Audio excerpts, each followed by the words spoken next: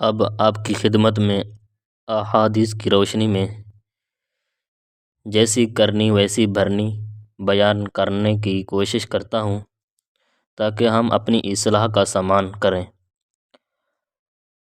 حضور اکرم نور مجسم صلی اللہ علیہ وسلم نے ارشاد فرمایا، نیکی پرانی نہیں ہوتی اور گناہ بھلایا نہیں جاتا، جزا دینے والا اللہ تعالیٰ کبھی فنا نہیں ہوگا، لہذا جو چاہو بن جاؤ، تم جیسا کرو گے ویسا بھرو گے۔ علماء محدثین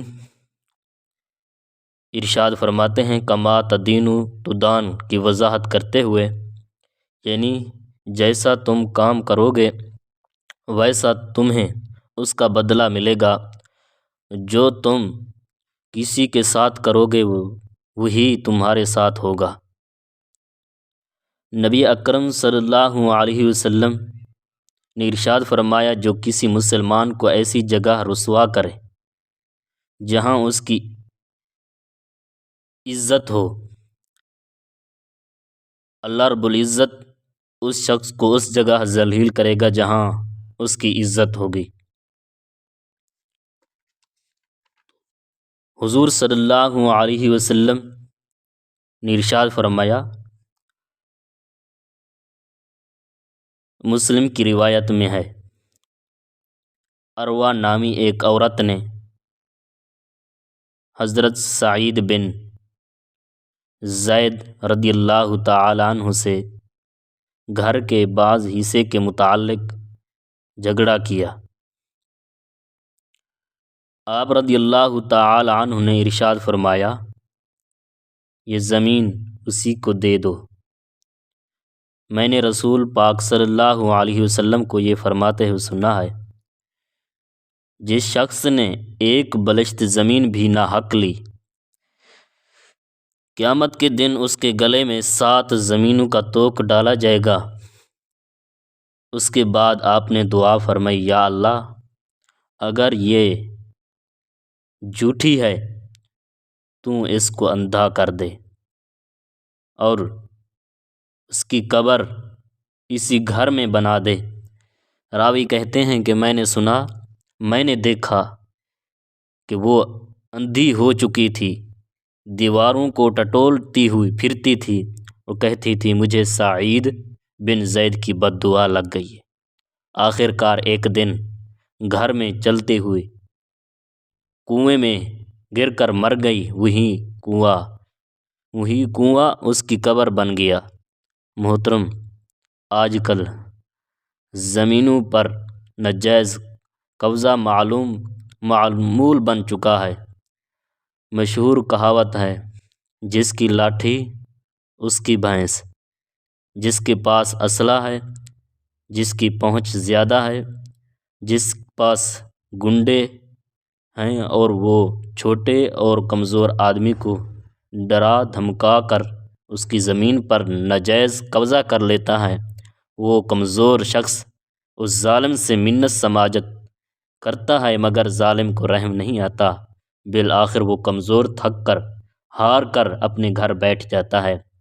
اے ظالمو، آج تو تم نے طاقت اور اسلحہ کے بل بوتے پر مظلوم کا حق مار لیا، اس کی زمین، پلاٹ اور جگہ پر قبضہ کر لیا، مگر یاد رکھو، جیسی کرنی ویسی بھرنی، کل قیامت کے دن تم نہیں بچ سکو گے۔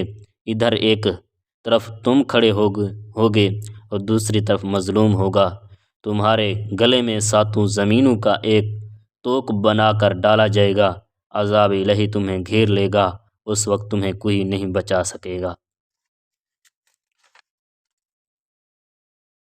نبی اکرم صلی اللہ علیہ وسلم نے ارشاد فرمایا، جو کسی مسلمان کی برائی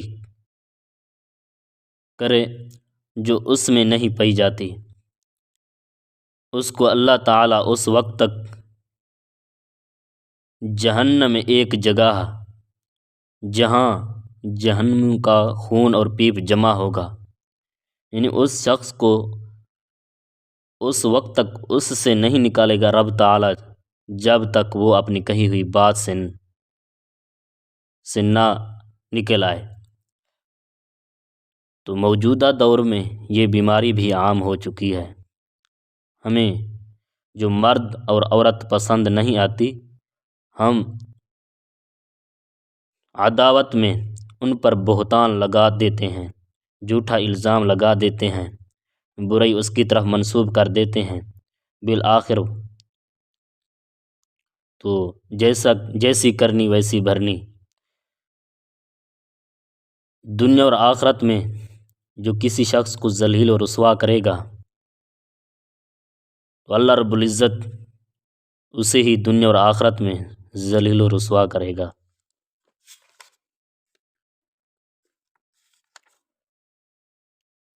جامع العلوم میں ارشاد فرماتے ہیں،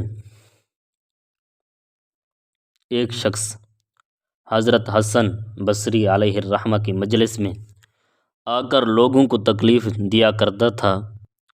جب اس کی شرارتوں کا سلسلہ حد سے بڑھ گیا تو آپ نے دعا مانگی، اے اللہ تعالی، تو اس شخص کی تکلیف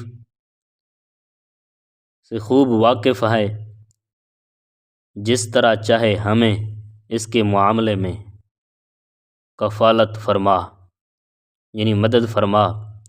اسی وقت وہ شخص کھڑے کھڑے گر کر مر گیا۔ اس کی لاش چارپائی پر رکھ کر اس کے گھر لے جاتی تو نبی اکرم صلی اللہ علیہ وسلم نے ارشاد فرمایا، جس نے بلا وجہ کسی مسلمان کو تکلیف دی اس نے مجھے تکلیف دی، جس نے مجھے تکلیف دی اس نے اللہ رب العزت کو تکلیف دی۔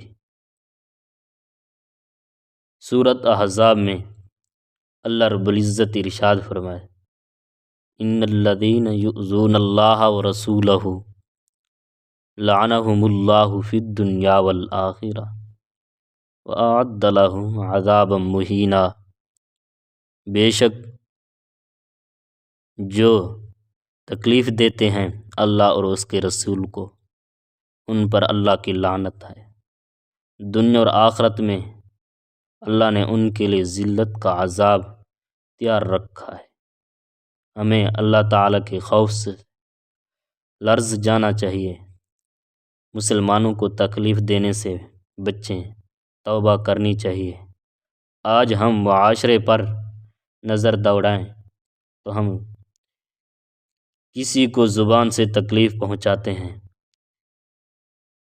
کس کو آنکھوں سے تکلیف پہنچاتے ہیں، کسی کو اپنے ہاتھوں سے تکلیف پہنچاتے ہیں، کسی کو اسلحہ کے ذریعے تکلیف پہنچاتے ہیں، کسی کو اپنے حرکتوں سے تکلیف پہنچاتے ہیں۔ اتنی تکلیف پہنچانے کے بعد بھی ہمیں احساس تک نہیں ہوتا، ہمیں اپنے آپ کو بالکل صحیح سمجھ رہے ہوتے ہیں، مگر جب اس کا وبال ہم پر آتا ہے تو ہمارے آنکھیں کھلتی ہیں، جیسی کرنی ویسی بھرنی۔